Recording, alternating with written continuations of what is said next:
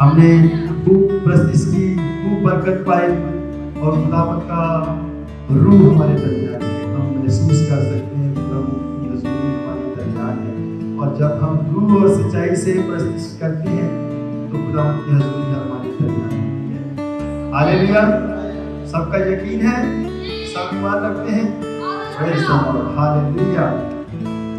अब खुदावंद के सीधा कलाम का वक्त है जो खुदा हमसे बोलता है। जब हम कलाम खुदा को खोलते हैं तो फिर हम खुदा की बातों को सुनते हैं। बड़ी तवज्जो की जरूरत है। खुदा के कलाम में लिखा है, क्योंकि खुदा का कलाम जिंदा और मौसम और हर एक दो धारी तलवार से ज्यादा तेज है और जान और रूह बंद और गुदे को जुदा करके गुजर जाता है। हालेलुया। और खुदा के कलाम में लिखा है कि तेरी नाक की सेहत है, तेरी हड्डियों की ताजगी है। और खुदा के कलाम में लिखा है, तेरी बातों की तशरीह नूर बख्शती है, वो सादा दिलों को अक्लमंद बनाती है। Praise the Lord. खुदा उनका जिंदा कलाम आज जो खुदा उनका जिंदा कलाम जो खुदा ने मुझे जो रोया दी, आज हम सीखेंगे। सबसे पहले हमें ये जानना है कि जिस शैतान से हम डिलीवरेंस हासिल करना चाहते हैं, छुटकारा हासिल करना चाहते हैं, वो आया कहां से? ये शैतान आया कहां से? जो जिससे हम हमारी जंग है, जिससे हमारी फाइट है, जो हमारा दुश्मन है, हम उसको जानेंगे नहीं तो हम उसका मुकाबला कैसे कर सकते हैं? वो कितना ताकतवर है, वो कौन है, वो कहां से आया और कैसे उसकी मौजूदगी इस जमीन पर कैसे हुई। तो आज बड़ी तवज्जो की जरूरत है। हम खुदा के कलाम में से सीखेंगे यशाया 14 बाब और उसकी 12 से 15 आयत को पढ़ेंगे। यशाया पुराने अहदनामे में सब निकाल लीजिएगा। हालेलुया। Praise the Lord. यशाया 14 बाब इसकी 12 से 15 आयत को पढ़ेंगे। आज हम इब्लीस को एक्सपोज करेंगे, शैतान को एक्सपोज करेंगे कि ये कहां से आया और ये कौन था और ये कैसे जमीन पर आ गया। ये शैतान जो है ये एक अपनी फौज बनाता है। ये जहां भी होता है ये अपनी एक टीम बनाता है, फौज बनाता है और खुदा के कलाम को गलत साबित करता है।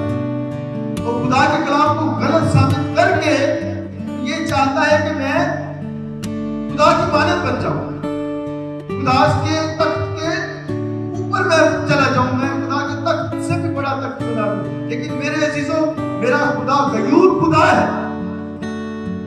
मेरा खुदा गयूर खुदा है।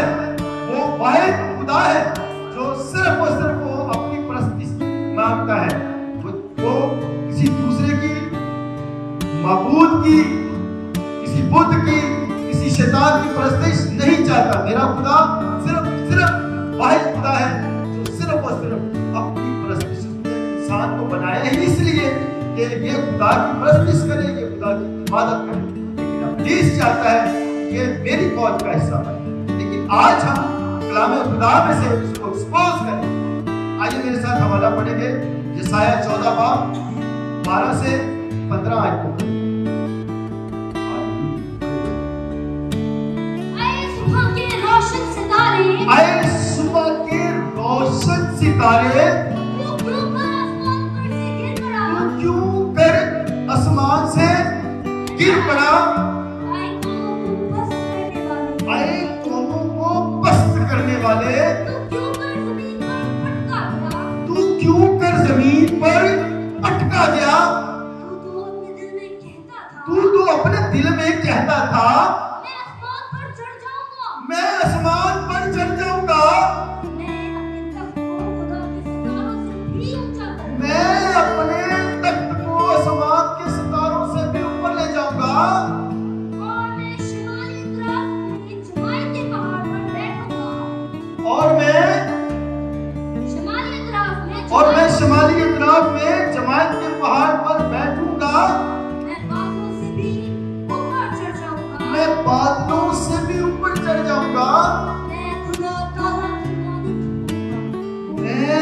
खुदा ताला की मानद हूं, लेकिन तुम पताल में घड़े की तह में उतारा जाएगा। खुदा का कलाम कहता है लेकिन ये जितनी भी खुदा की मानद बनने की कोशिश करता है कि मैं अपने तख्त को खुदा के तख्त के ऊपर लेके जाऊंगा और मैं खुदा ताला की मानद बन जाऊंगा, लेकिन ये मेरे अजीजों कलाम खुदा कहता कि ये घड़े की गहराई के अंदर उतारा जाएगा। मेरे अजीजों ये शैतान के बारे में जिक्र है कि वो कैसे जमीन पर गिरा है। बाइबल कहती है जब शैतान को खुदा ने फरिश्ते की मानद, फरिश्ते के रूप में, ये क्रूबी था, इसको जब खुदा ने बनाया तो ये बहुत खूबसूरत था और इसको मुख्तलिफ कीमती पत्थरों से इसको निखारा गया और ये बहुत बड़ा एक वर्शिपर था और खुदा की प्रेज करता था, खुदा की हम्द करता था। मेरे साथ एक हवाला निकालेंगे हिजकिय्याह उसका 28 बाब 13 से 16 आयत को पढ़ेंगे, इसको देखेंगे, एक्सपोज करेंगे से ये खुदा ने इसको कितनी खूबसूरती से इसको बनाया था और इसके दिल में घमंड आया खुदा के इतना ज्यादा उसको खूबसूरत बनाने पर। जब उसको इतना इख्तियार दिया खुदा ने, इतना उसको खूबसूरत बनाया और उसके दिल में घमंड आया, निकाल लिया है। खुदा के कलाम में लिखा है तू अदन में बागे खुदा में रहा करता था। हालेलुया। हर एक कीमती पत्थर तेरी कोशिश के लिए था। मसलन आगे पत्थरों का जिक्र, कौन कौन से पत्थर? मसलन यकूत सुर्ख और पखराज और अलमास और फिरोजा और संगे सुलेमानी और जरजद और ये कीमती पत्थर है, और नीलम और जमर और गोरे शक चराग और सोने से तुझ में खातम साजी और नगीना बंदी की सन्नत तेरी पैदाइश ही के रोज से जारी रही। तू ममसूक कुरूबी था जो साया अफगन था और मैंने तुझे खुदा के कोहे मुकद्दस पर कायम किया। तू वहां आतिशी पत्थरों के दरमियान फिरता था। तू अपनी पैदाइश के रोज से अपनी राह रस्म में कामिल था जब तक के तुझ में नाराजगी ना पाई कि जब तक इसको घमंड आ गया। तो उससे पहले ये खुदा प्रेज में था, खुदा की हजूरी में था, खुदा की परस्तिश करता था, खुदा के तख्त के पास रहता था। और जब इसके दिल में इसके घमंड आया तो मेरे अजीजों खुदावंद ने इसको जमीन पर गिरा, क्योंकि ये खुदावंद के खिलाफ हो गया। और मेरे अजीजों इसने आसमान के ऊपर एक बड़ी फौज बनाई थी अपने साथ, बहुत सारे फरिश्तों के साथ इसने अपनी फौज बनाई थी। जब ये खुदा के तख्त के ऊपर एक अपना तख्त बनाना चाहता था और जब इसको जमीन पर गिराया गया तो ये करोड़ों फरिश्तों के साथ गिराया गया, हजारों लाखों फरिश्तों के साथ नहीं गिराया गया, ये करोड़ों फरिश्तों के साथ गिराया गया। कि जैसे कि 100 करोड़ खुदा ने 100 करोड़ फरिश्तगान बनाए तो उसमें ये एक 35 या 40% मतलब के 1 करोड़ में से 35 करोड़ फरिश्ते ये अपने साथ लेके गिरा, उनको इसकी फौज को उसके साथ गिराया गया। और जब ये गिराया गया है खुदावंद यीशु मसीह ने भी इसका जिक्र लूका की इंजील में किया है। हम उसका हवाला पढ़ेंगे और आगे खुदा के इस वेद को जानेंगे कि ये इब्लीस कैसे नीचे गिरा और खुदावंद यीशु मसीह ने भी इसके ऊपर मोहर लगाई। जी पढ़ेंगे लूका 10 बाब उसकी 17 से 20 आयत में पढ़ेंगे। लूका 10 बाब 17 से 20 आयत में पढ़ेंगे। लूका 10 बाब 17 से 20 आयत।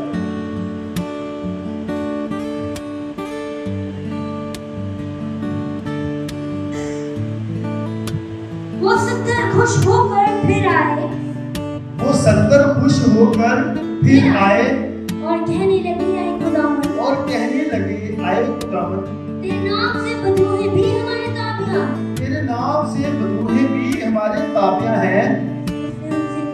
उसने उनसे कहा खुदावंद यीशु मसीह ने उनसे कहा मैं शैतान को बिजली की तरह आसमान से गिरा हुआ देख रहा था। वर्ड है क्या आया? था। देख रहा हूँ नहीं था। आगे पढ़े। देखो मैंने तुमको इख्तियार दिया कि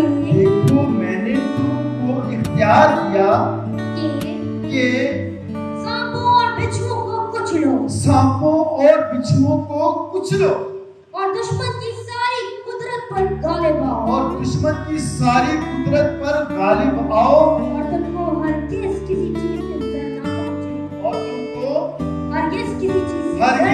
चीज से ज़र ना पहुंचेगा। तो भी इससे खुश ना होके रूहें तुम्हारे ताबिया हैं, बल्कि इससे खुश हो कि तुम्हारे नाम आसमान पर लिखे हुए हैं। खुदावंद यीशु ने कहा उनसे कहा खुदावंद यीशु मसीह ने उनसे कहा मैं शैतान को बिजली की तरह आसमान से गिरा हुआ देख रहा था। जब खुदाए कदूस ने शैतान को इस जमीन के ऊपर पटका, खुदावंद यीशु मसीह कह रहे हैं कि मैं शैतान को बिजली की तरह आसमान से गिरा हुआ देख रहा था। मेरे चीजों इसी जमीन जिसपे आप बैठे कब गिराया गया? आज हम इस बात को सीखेंगे कि इंसान के बनने से, पैदा होने से पहले या बाद। हालेलुया। आज हम इस बात को सीखेंगे कि शैतान आया कहां से और कब गिराया गया, इंसान के पैदा होने से पहले या पैदा होने के बाद। क्योंकि हम जाने तो सही अपने दुश्मन को कि आया कहां से, कब आया, इसकी क्या ताकत है, इसकी क्या पावर है। और खुदावंद यीशु मसीह ने हमें इख्तियार दिया इंसान को बिच्छू को गुजरने का। हालेलुया। Praise the Lord. हम पैदाइश पहला बाब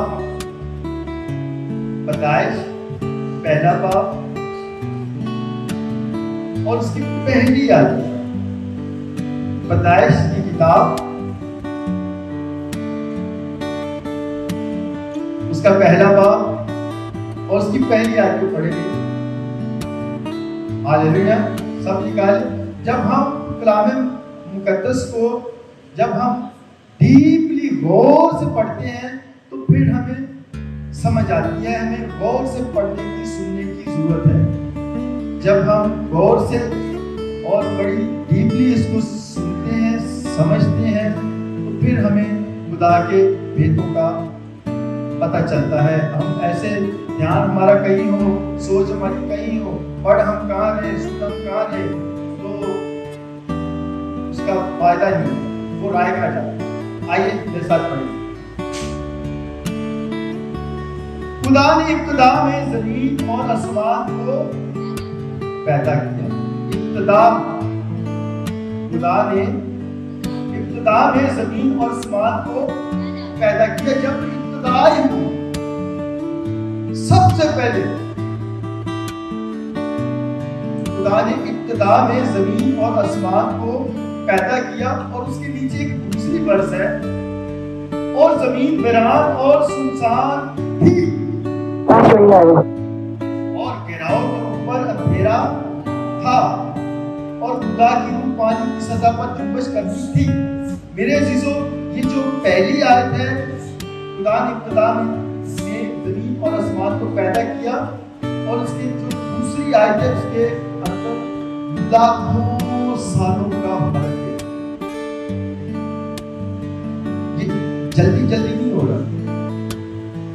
लिखा है खुदा ने इब्तिदा में जमीन और आसमान को पैदा किया, और नीचे वर्स है, दूसरी आयत है, और जमीन वीरान और सुनसान।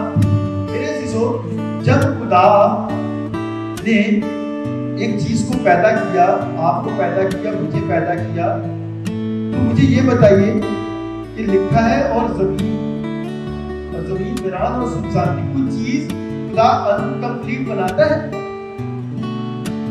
तो खुदा ने इब्तिदा में जमीन और आसमान को बनाया, और जमीन वीरान और सुनसान कैसे हो सकती है? कोई बताएगा मुझे? तो हम बाइबल मुकद्दस को गौर से नहीं पढ़ते। ये इसकी पहली आयतें हैं, पहली ही आयत है। जब हम शुरू से ही ना समझे तो आगे हम कैसे समझ सकते? तो पहली आयत में लिखा है खुदा ने जमीन और आसमान को बनाया। तो खुदा जब एक चीज को बनाता है, जैसे इंसान को बनाया, जैसे आसमान को बनाया, सूरज चांद सितारे बनाए, खुदा ने समंदर बनाए, खुदा ने पहाड़ बनाए, पौधे बनाए, चिरिंद बनाए, परिंद बनाए, तो कोई अनकंप्लीट चीज नजर आ रही है आपको? कोई कि खुदा की बनाई हुई चीज कोई अनकंप्लीट हो, बुरी हो, उसके अंदर खूबसूरती ना हो? खुदा तो कंप्लीट का खुदा है। खुदा अनकंप्लीट चीज थोड़ी बनाएगा। खुदा ने तो बोला कुश्ती हो जा, ऐसी कुश्ती हो जाए। खुदा ने कहा समंदर बन जा, तो ऐसा समंदर बन जाए। खुदा ने कहा चिरिंद परिंद बन जाए, तो हर किस्म का चिरिंद बन गया। खुदा ने कहा छुपाए, तो हर किस्म के। तो खुदा बोलता है तो तकलीफ होता है। खुदा बोलता है तो ये जो हमारी फिजा है, हवा है, जब हम खुदा का कलाम में बोल रहे होते हैं, जब हम प्रस्तुत कर रहे होते हैं, उसके अंदर जो हम आयतें पढ़ रहे होते हैं, जब कलाम मुकद्दस को पढ़ रहे होते हैं, तो ये फिजा के अंदर कलाम तकलीफ होता जाता है, कलाम हालात तब्दील करता जाता है। हम इसलिए कहते हैं कि आज के कलाम से हमने बहुत बरकत पाई, हमने कलाम से बरकत पाई, हमने कलाम से शिफा पाई। ये खुदा का कलाम हालात को बदलता है, तख्लीक होता है, अमल में आना शुरू हो जाता है। खुदा वही खुदा है, वाहिद खुदा है। तो खुदा का कलाम अनकंप्लीट चीजों को बनाता। आज हमने ये सीखा, और दूसरी तरफ आज का हम मुतालिया कर रहे हैं, और खुदा और जमीन वीरान और सुनसान थी, और गिराव के ऊपर अंधेरा था, और खुदा की रूह पानी की सतह पर जुम्बश करती थी। तो मेरे अजीजों, जब हम आगे 7 आयत को पढ़ते हैं, इसी 7 आयत को पैदाइश में किताब, इसी 7 आयत को पढ़ेंगे, तो बस खुदा ने फिजा को बनाया, खुदा आगे बनाना शुरू हो गया। जब खुदा ने पैदा किया है जमीन और आसमान को, शुरू में पैदा किया, तो बाद में बनाना शुरू किया। इसकी मैं डिटेल आपको समझाऊंगा, थोड़ा ये कॉम्प्लिकेटेड है, थोड़ा सा समझने की जरूरत है। तो मेरे अजीजों, जब खुदा ने जमीन और आसमान को इब्तिदा में पैदा किया, तो बना दिया। ये जमीन और आसमान थे, ये खुदा का कलाम कह रहा है। खुदा ने इब्तिदा में जमीन और आसमान को पैदा किया। ये पहला दिन नहीं है, ना ये दूसरा दिन है, ना ये तीसरा दिन है। इसमें दिन का जिक्र नहीं है। कलाम खुदा कह रहा है कि खुदा ने इब्तिदा में जमीन और आसमान को पैदा किया, और दिन बाद में शुरू हो गए। जब खुदा ने रोशनी को बोला रोशनी हो जाए, तो पहला दिन हुआ। खुदा ने कहा बहुत अच्छी है। मेरे अजीजों, जब ये इब्लीस और इब्लीस की फौजें करोड़ों रात में जब ये गिराई गई है इस जमीन के ऊपर, तो ये तब वीरान और ये सुनसान और फैलाव के ऊपर अंधेरा हुआ। हालेलुया। ये है जो ऊपर और नीचे की आयत के अंदर कितना डिफरेंस है। ये खुदा जो है वो जब कोई चीज बनाता है तो वो कंप्लीट चीज बनाता है। और जब खुदा ने ये जमीन और आसमान को बनाया, ये जमीन और आसमान बन गए थे। कलाम कह रहे, मैं नहीं कह रहा। और जब ये इब्लीस की फौजें ऊपर से गिराई गई हैं, तो ये करोड़ों की तादाद में गिराई गई। और ये उसने इब्लीस जहां जाता क्या करता है, वीरानी कर देता है। और क्या करता है, सुनसान करता है। और क्या करता है, अंधेरा डार्कनेस कर देता है। ये डार्कनेस की ये फौज है। और मेरे अजीजों, ये उस वक्त ये शैतान जो है ये गिराया गया है। और जब बाद में खुदा ने रोशनी को बनाया, फिर खुदा ने फिजाओं को बनाया, फिर खुदा ने खुशकी को बनाया, फिर चांद सूरज सितारे बनाए। उसके बाद जब ये वीरान और सुनसान हो गई थी, उसके बाद खुदा ने लिखा है बनाया। आप कलाम को गौर से देखेंगे, पढ़ेंगे तो वहां लिखा बनाया। पैदा किया जमीन और आसमान। पैदा होती है क्रिएट करना, चीज को क्रिएट करना, पैदा करना, बोलना, हो जाना तो हो गई। ये क्रिएट करना खुदा ने बोला। तो जब एक चीज डिस्ट्रॉय हो गई, एक चीज वीरान हो गई, सुनसान हो गई, तो फिर खुदा ने क्या किया, उसको बनाया, उन चीजों को बनाया। और जब बना के इंसान के हवाले ये धरती भी इख्तियार किया, ये सारी चीजों को मुख्तार बनाया इंसान को। चरिंद हो, परिंद हो, समंदर के जितने मखलूक हो, जमीन के जितने फिजाओं के, हवाओं के, इंसान को इसका इख्तियार दिया। तो ये इब्लीस जो है, क्योंकि ये पहले आया था, ये किसके अंडर में थी, ये धरती, ये जमीन, ये इब्लीस के अंडर में थी। तो ये वहां से जाके इसकी, क्योंकि इसकी पहले वहां खुदा की शुरू में वहां इसने फौज बनाई, वहां से ये घुमंडी नीचे गिराया गया। और फिर जब इसने ये देखा कि ये जब खुदा ने एक चीज को बहुत खूबसूरती से दोबारा बना के इस खुदा के इंसान के अंडर में की है, तो मेरे जो वहां से ये बात है। ये एक बड़ा एक क्वेश्चन है कि लोग पूछते हैं कि जब खुदा ने बिगिनिंग में, इब्तिदा में, जब बागे अदन में हवा के पास, तब तो इब्लीस था, तो ये इब्लीस कहां से आ गया?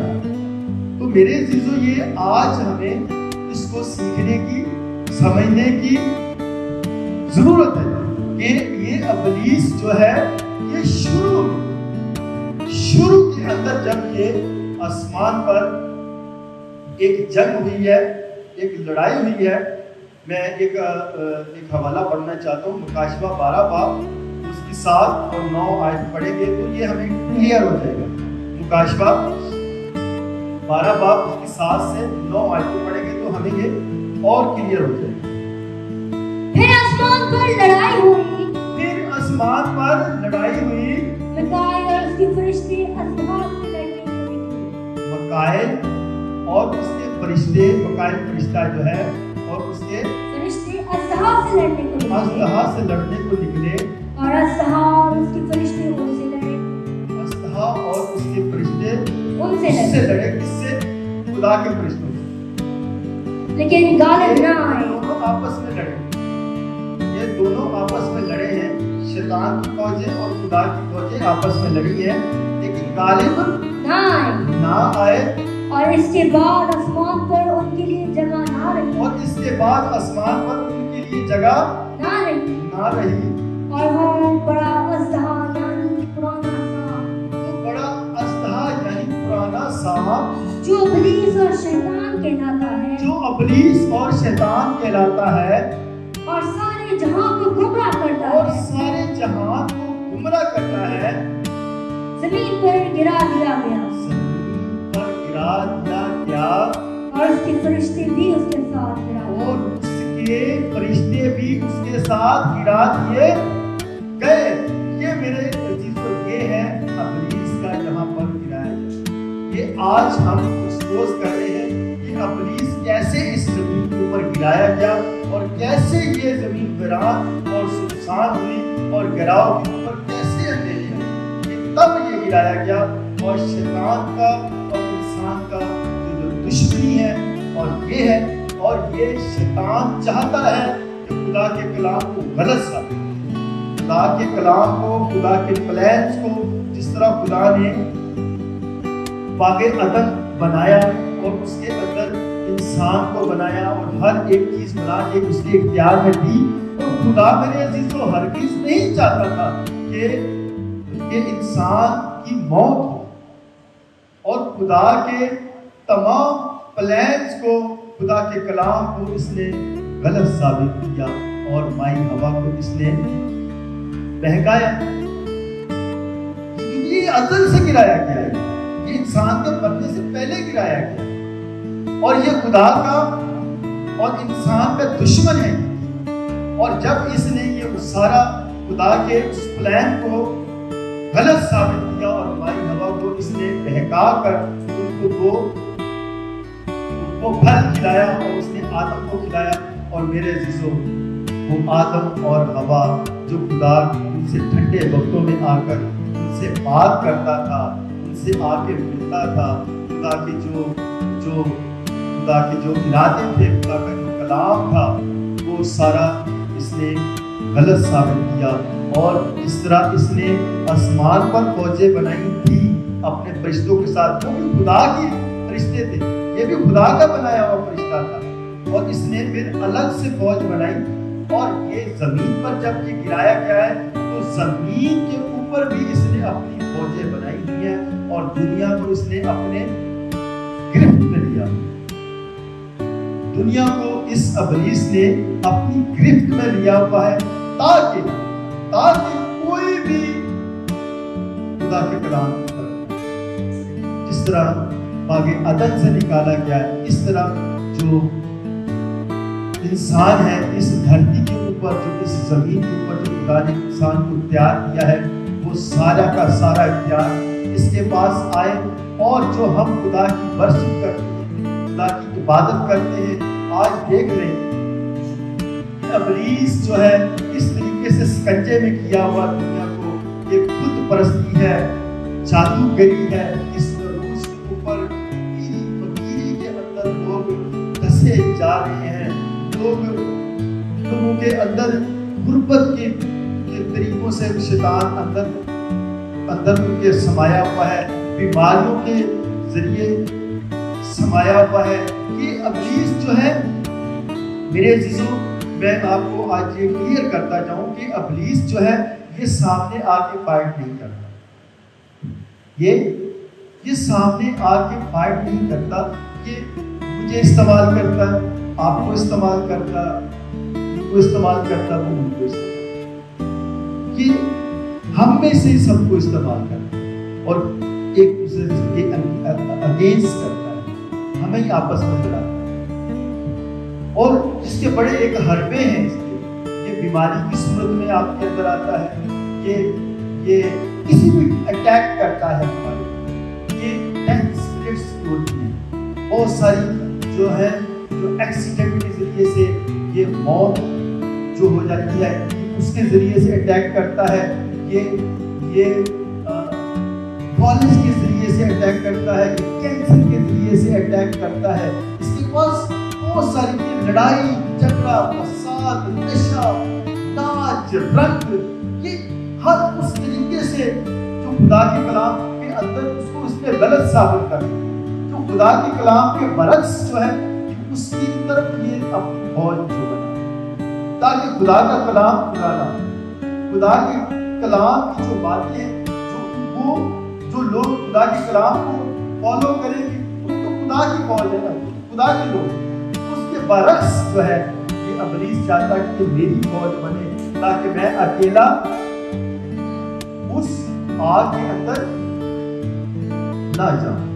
मैं सारी दुनिया को भी लपेट दूं, जिस तरह ऊपर से आसमान से गिराया गया ना लाखों करोड़ों की फरिश्तों के साथ, तो इस तरह मैं इस दुनिया की जो खुदा के जो खुदा ने जो इंसान को बनाया है उसको भी मैं साथ लेकर उस ना बुझने वाली आग के अंदर सब को तो मेरे अजीजों, हम जो है वो खुदा के पाक रूह को मांगे।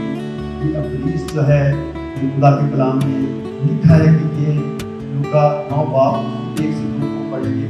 लूका 9 बाब 1 से 2 पढ़ेंगे। फिर उसने उन 12 को बुलाकर शागिर्दों को बुलाकर उन्हें सब बदरूहों पर इख्तियार बख्शा। ये सब बदरूहों पर खुदावंद यीशु मसीह ने सबसे पहले अपने 12 शागिर्दों को बुलाकर उन्हें उन सब बदरूहों पर इख्तियार बख्शा और बीमारियों को दूर करने की कुदरत